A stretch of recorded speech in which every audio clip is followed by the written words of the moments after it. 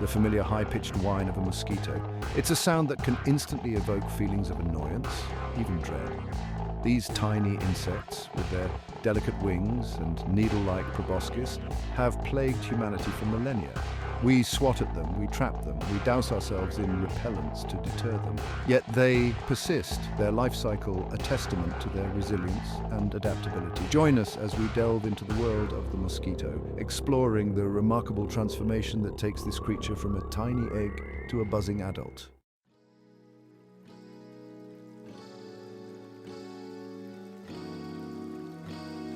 Our journey begins in the most unassuming of places, standing water.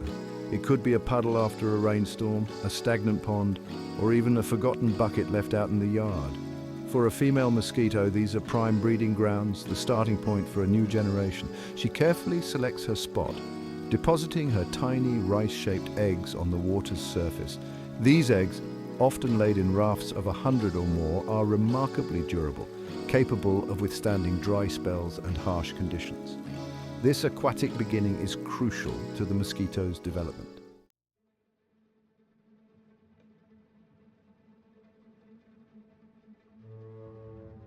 Within days, the eggs hatch, releasing tiny wriggling larvae into the water. These larvae, known as wigglers, are a far cry from the airborne pests they will become. They spend their days feeding on microscopic organisms in the water, their bodies constantly growing and changing.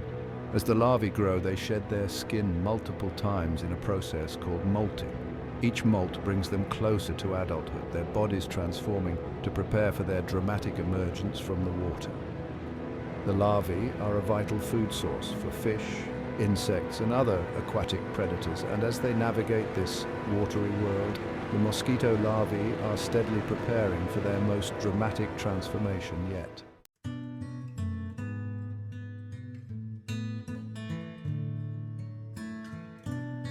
The mosquito egg, far from being a simple speck, is a marvel of biological engineering. Invisible to the naked eye except in large numbers, each egg is a tiny capsule of life, meticulously crafted to ensure the survival of the next generation. The female mosquito, guided by instinct and necessity, carefully selects the ideal location for her precious cargo. Water is essential, but not just any water will do. Stagnant pools, puddles, even water-filled containers left unattended provide the ideal nursery for mosquito larvae. Each egg, pearly white or tinged with a hint of brown, is less than a millimeter long, a testament to the miniature scale of this aquatic beginning.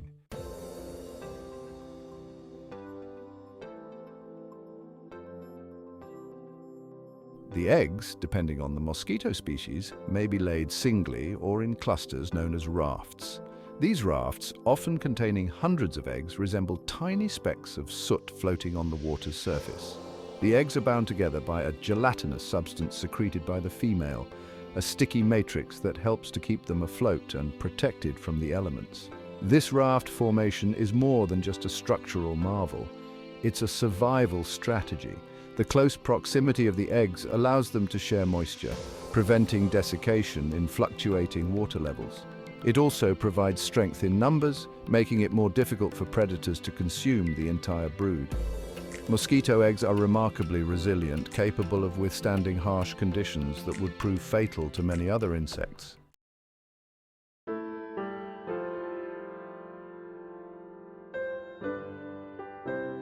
In regions with pronounced dry seasons, mosquito eggs may lie dormant for months, awaiting the return of the rains.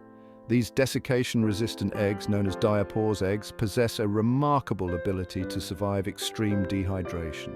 Their metabolic rate slows to a crawl, preserving their vital functions until conditions become favorable for hatching.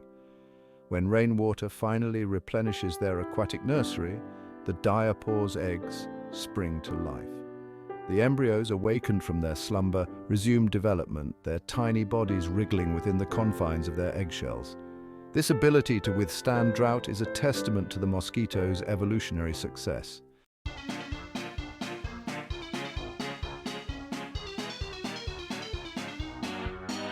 The hatching of a mosquito egg is an inconspicuous event, a silent rupture in the miniature world of the water's surface. From each egg emerges a tiny larva, barely visible to the naked eye, its translucent body wriggling with newfound life. These larvae, known colloquially as wigglers due to their distinctive movement, are far removed in appearance and behavior from their airborne parents. Lacking wings, legs, and the elongated proboscis of the adult, the mosquito larva is adapted for a fully aquatic existence.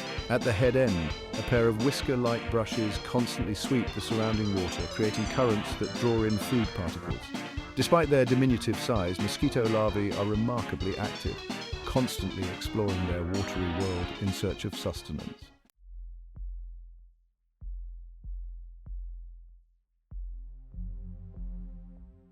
The mosquito larva's feeding strategy is a testament to its adaptability and efficiency. Using its specialized mouth brushes, it creates miniature whirlpools that draw in algae, bacteria, and other microscopic particles suspended in the water. These particles are then trapped by fine hairs surrounding the mouth opening and ingested, providing the larva with the energy it needs to fuel its rapid growth. This constant feeding is essential for the larva's survival and development. As it consumes food, it converts the nutrients into body mass, growing larger and molting its exoskeleton multiple times throughout its larval stage.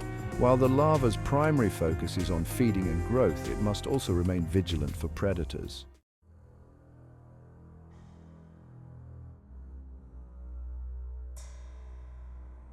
The larval stage is a precarious time for the mosquito. It is a period of rapid growth and development, but it is also a time of heightened vulnerability. The larva's soft, fleshy body is a prime target for a variety of predators, including fish, tadpoles, dragonfly nymphs, and even other larger mosquito larvae. To survive in this underwater gauntlet, mosquito larvae have developed a number of defensive strategies. Their coloration often provides camouflage, blending in with the murky bottom substrate, or the shadows cast by aquatic vegetation. Despite these adaptations, many larvae fall victim to predation. Those that do survive face another challenge: the need to breathe air.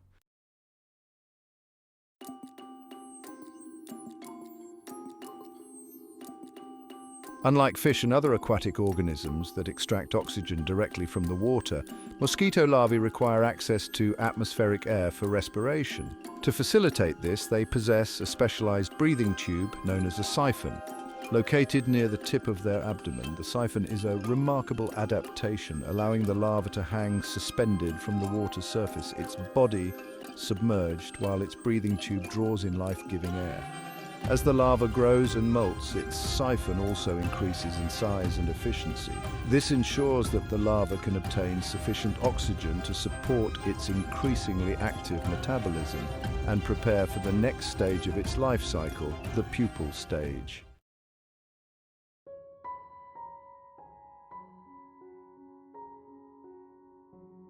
The pupal stage marks a dramatic shift in the mosquito's life cycle. No longer the active feeding larva, the mosquito now enters a period of intense transformation, its body encased within a protective shell as it undergoes a complete metamorphosis. The transition from larva to pupa is initiated by hormonal changes within the larva's body. As these hormones surge, they trigger a cascade of physiological processes that lead to the larva's final molt. The larval skin splits open, revealing the newly formed pupa beneath. Unlike the worm-like larva, the mosquito pupa bears little resemblance to its former self. This compact form is well suited for its relatively inactive existence.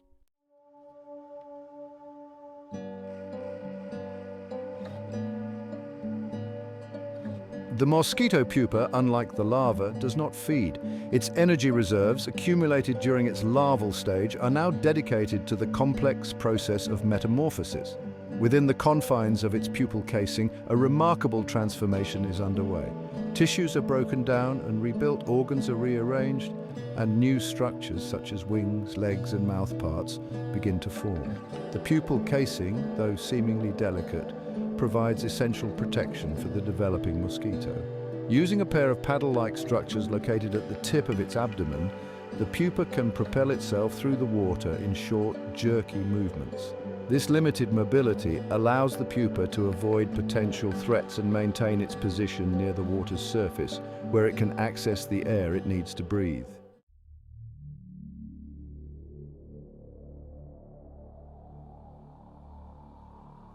Throughout the pupal stage, the developing mosquito relies on a specialized respiratory system to obtain oxygen. Two small tubes, called respiratory trumpets, protrude from the cephalothorax, piercing the water's surface and allowing air to enter a network of tiny tubes called tracheae that deliver oxygen directly to the developing tissues. As metamorphosis nears completion, the pupal casing becomes increasingly transparent, revealing the developing adult mosquito within. The emergence of the adult mosquito from its pupal casing is a delicate and precarious process. The pupal skin splits open along a predetermined line, allowing the adult mosquito to slowly and carefully extricate itself.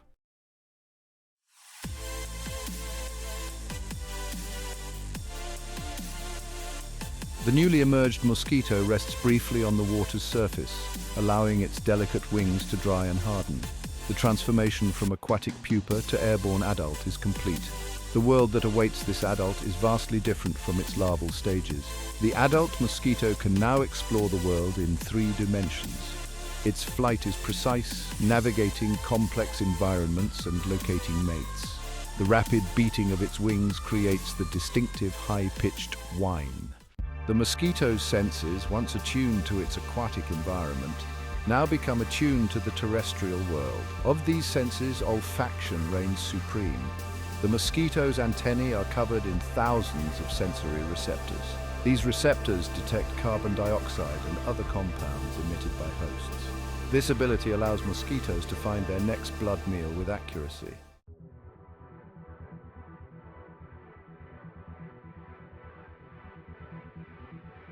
While both male and female mosquitoes feed on plant nectar and sugary solutions for energy, it is the female mosquito that has earned the reputation as a bloodsucker. This blood-feeding behavior, though seemingly cruel, is driven by a biological imperative, the need for protein to produce eggs. The female mosquito's mouthparts, far from being a simple piercing needle, are a complex and highly specialized apparatus. The mosquito's proboscis, the long, needle-like structure that it uses to penetrate the skin of its host, is actually composed of 6 separate stelets, each with a specific function. Once the feeding tube is in place, the mosquito injects saliva into the wound. It is this saliva, unfortunately, that is responsible for the itchy welts that mosquito bites leave behind, as well as the transmission of mosquito-borne diseases. After obtaining a blood meal, the female mosquito will rest, digesting her protein-rich meal and allowing her eggs to mature. Once her eggs are developed, she will seek out a suitable breeding site. The cycle begins anew, a testament to the mosquito's enduring success. The mosquito's life cycle is a marvel of biological adaptation.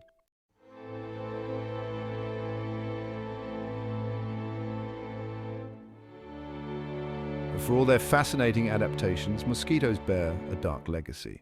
They're not merely a nuisance, but vectors of disease, their bites capable of transmitting a host of debilitating and often deadly illnesses. This role as a disease carrier has plagued humanity for centuries, shaping the course of history and impacting the lives of millions. The mosquito's ability to transmit disease stems from its blood-feeding behavior. As a female mosquito feeds, she inadvertently picks up pathogens such as viruses, bacteria, and parasites from infected individuals. These pathogens can then multiply within the mosquito's body, eventually reaching its salivary glands. When the infected mosquito bites another individual, it injects a small amount of saliva into the wound to prevent blood clotting. This saliva, now carrying the disease-causing pathogens, enters the bloodstream of the new host, potentially initiating a new cycle of infection. The impact of mosquito-borne diseases on global health cannot be overstated. Malaria, dengue fever, Zika virus, West Nile virus, yellow fever. These diseases have devastating consequences. Malaria claims hundreds of thousands of lives each year, primarily children in sub-Saharan Africa. Dengue fever causes severe flu-like illness and can be fatal. Zika virus can lead to severe birth defects if contracted during pregnancy. These diseases disproportionately affect developing countries with limited healthcare and sanitation. Climate change expands mosquito habitats, raising concerns about the spread of diseases.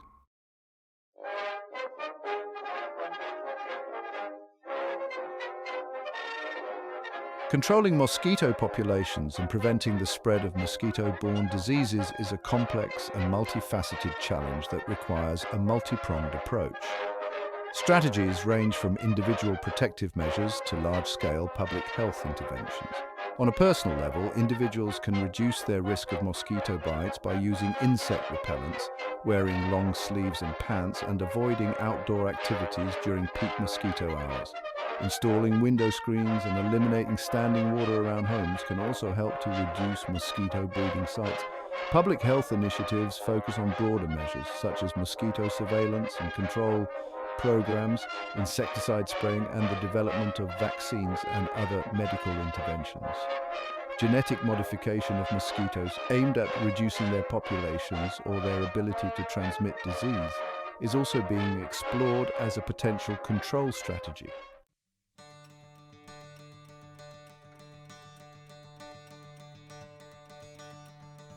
The fight against mosquito-borne diseases is a shared responsibility, requiring collaboration among governments, healthcare providers, researchers, and individuals. By understanding the mosquito's life cycle, its role in disease transmission, and the factors that contribute to mosquito populations, we can develop more effective strategies to protect ourselves and future generations from this persistent threat. Education and awareness are crucial. By informing the public about the risks associated with mosquito bites, promoting personal protective measures, and advocating for increased funding for mosquito control and disease research, we can empower individuals and communities to take an active role in reducing the burden of mosquito-borne diseases. The mosquito, though small in stature, casts a long shadow on human health. But with knowledge, innovation, and collective action, we can strive to mitigate the impact of this tiny but formidable foe. The mosquito life cycle, a rotation of egg, larva, pupa, and adult, has a profound impact on our world. From a stagnant pool to the whine of wings, this tiny creature's journey is a testament to survival and adaptation. We've explored its transformation from egg to winged adult, navigating a world of scent and instinct. But our exploration has also unveiled a darker side to this insect. Mosquitoes, as vectors of disease, pose a significant threat to human health.